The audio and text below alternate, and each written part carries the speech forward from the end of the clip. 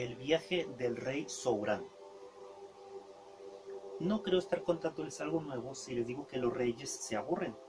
Su oficio es gobernar, pero como siempre hay alguien que gobierna en su nombre, nunca tienen nada que hacer. Cuando ya han leído todos los libros, visto todos los espectáculos, realizado todos los viajes y aprendido las reglas de todos los juegos, se aburren. Ustedes me dirán que como siempre hay alguien que ejecute su trabajo, podrían buscarse otro, pero como es de suponer, a nadie le interesa dar empleo a alguien que no sabe hacer nada. El rey Sourán, como los demás reyes, era igual, sin embargo, tenía ideas. Así, un día le entraron deseos de explorar el fondo del mar. Naturalmente, esto sucedió mucho antes de Julio Verne, y a nadie en ese entonces se le había ocurrido descender al fondo del océano. Sourán convocó a su ministro de la Marina y le preguntó: en tu concepto, ¿qué puede haber en el fondo del mar? El ministro se rascó la cabeza un momento y luego dijo tímidamente: agua. El rey hizo un gesto de desesperación. Ay, definitivamente eres mucho más estúpido de lo que yo pensaba. No seguirás siendo ministro, te nombro peón caminero. El ministro pues entregó su cartera y se fue a buscar el pico y la pala, lo cual, si bien divirtió mucho a la población del reino, no mejoró en absoluto el estado de los caminos. Después de esto, el rey hizo venir al peón caminero, a quien había reemplazado el ministro, y le preguntó: en tu concepto, ¿qué puede haber en el fondo del mar? El peón caminero, sin saber qué hacer con las manos porque no tenía su pala para apoyarse, reflexionó un momento y meneando la cabeza respondió: es un gran misterio, es cierto, pero después de todo no veo por qué no pueda haber allí un mundo igual al nuestro. Evidentemente eres mucho más inteligente que todos los miembros de mi gobierno, dijo el rey. Te nombro ministro de la Marina. Esta decisión divirtió mucho a los empleados del ministerio, pero la alegría les duró poco porque el nuevo ministro los puso a trabajar, cosa que no les había sucedido nunca. Todo marchaba mucho mejor del reino. Entonces el rey Sourán les ordenó a sus mejores ingenieros que le construyeran una caja de vidrio absolutamente impermeable, dentro de la cual se encerraría y se haría echar al mar. La caja tenía en su interior unos pedales que accionaban una rueda de paletas y un timón que se podía manejar como el de un barco.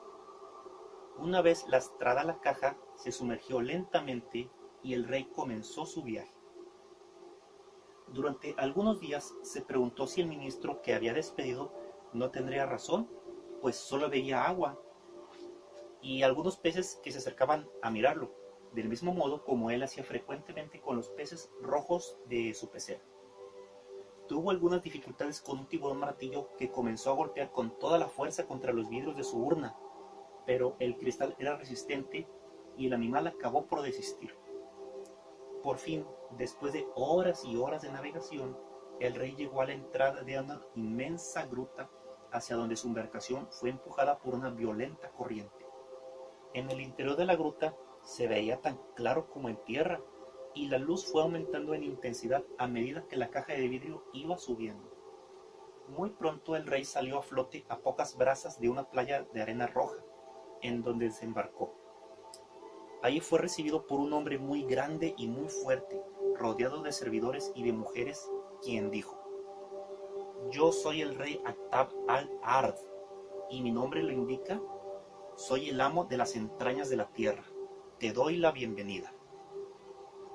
Sourán se presentó e inmediatamente fue rodeado por una multitud de curiosos que comenzó a examinarle la ropa. Esas mujeres y esos hombres con vestidos de algas no habían visto jamás un traje semejante. El mismo rey submarino Aktab al-Ard estaba maravillado y no paraba de hacerle preguntas sobre el mundo desconocido de donde venía Sourán. ¿Y cómo viven ustedes? ¿Y qué comen? ¿Y qué hacen los niños? ¿Y qué es el sol? Por su parte, Sourán observaba el país, formulaba preguntas e iba de sorpresa en sorpresa. Allí el calor y la luz provenían del fuego del centro de la tierra, de tal manera que no había ni estaciones ni días sombríos. Como el mar es mucho más tranquilo en las grandes profundidades que en la superficie, las tempestades allí eran desconocidas. Las personas eran calmadas y ni siquiera conocían la palabra guerra. y el rey no tenía ninguna dificultad con sus ministros. Muy pronto los dos soberanos se hicieron amigos, y Akhtab al-Ard, de muy buen corazón, le otorgó a Sohrán la mano de su hija. Hubo entonces un festín monumental para todos los súbditos del reino. El pescado, los mariscos, las algas picadas como espinacas y cocidas al fuego de las entrañas de la tierra constituyeron platillos suculentos. La vida en esos dominios era tan dulce que el rey Sohrán no sentía pasar el tiempo. Allí permaneció 3 años y su esposa le dio 3 hermosos niños. Sin embargo, Sohrán pensaba con angustia en su reino. Se preguntaba qué podrían estar haciendo sus ministros. Se imaginaba guerras, revoluciones, epidemias y hambrunas.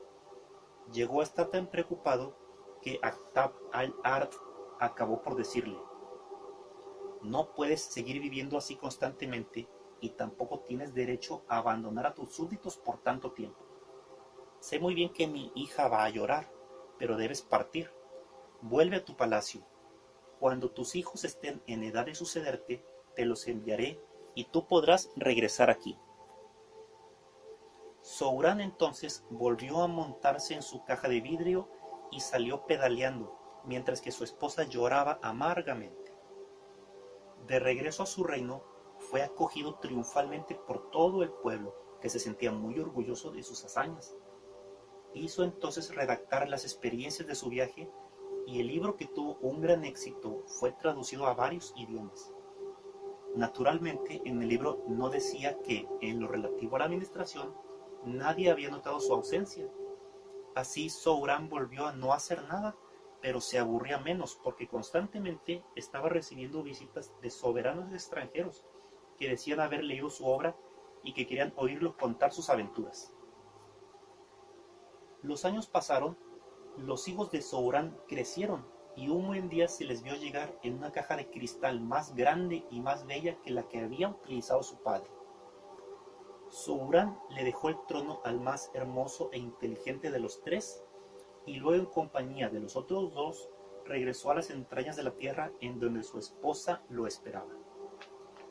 Naturalmente llevó algunos ejemplares de su libro, pero este relato no interesó ni a Akhtab al-Ard ni a sus súbditos, pues ellos conocían muy bien las entrañas de la tierra.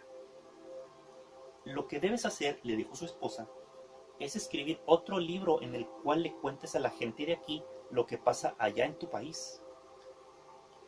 Entonces, a la luz del fuego que vela en el corazón del globo terrestre, Sohrán se dedicó a escribir acerca del sol, del viento, de los árboles, de las casas, de sus ministros, de las guerras, de las revoluciones y de todas aquellas querellas palaciegas.